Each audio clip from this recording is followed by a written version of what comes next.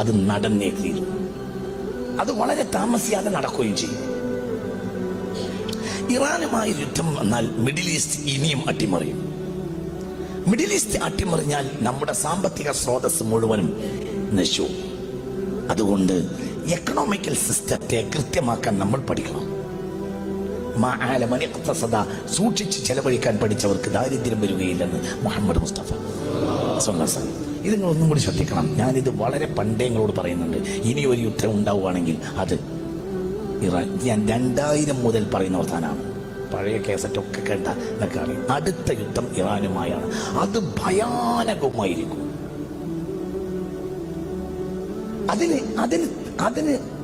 അതിനാരാ ചെയ്യുക? അതിന് മറ്റുള്ളവരാണ് ചെയ്യുക. എന്തുകൊണ്ട്? ഒരു നഷ്ടവും അവർക്കില്ല. നഷ്ടം ആർക്കുള്ളത്? പറ, ആർക്കാ നഷ്ടം സംഭവിക്കുക? മുസ്ലിമീങ്ങൾക്ക്. ഇറാൻ ഇനി ഒരിക്കലും അമേരിക്കയെ തിരിച്ചടിക്കില്ല. ഇറാൻ തിരിച്ചടിക്കുകയാണെങ്കിൽ തിരിച്ചടിക്കുക എങ്ങനെയായിരിക്കും? ഒരു സാധാരണ നിലയിൽ ഒരു രാജ്യം തിരിച്ചടിക്കുകയും പോലെ ഇറാൻ തിരിച്ചടിക്കുകയാണെങ്കിൽ ഖത്തറിലോ സൗദിയിലോ പറ ഉള്ള അമേരിക്കൻ ക്യാമ്പുകളെ ആക്രമിക്കുകയാണ് ചെയ്യുക. അപ്പൊ സ്വാഭാവികമായും എന്തുണ്ടാവും? ആ രാഷ്ട്രം ആ പക്ഷത്ത് ചേരും.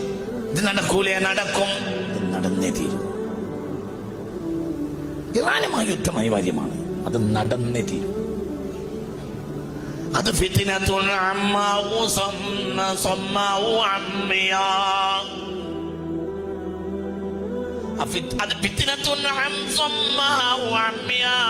അത് കണ്ണില്ലാത്തയും കാതില്ലാത്തയും യുദ്ധമായിരിക്കും.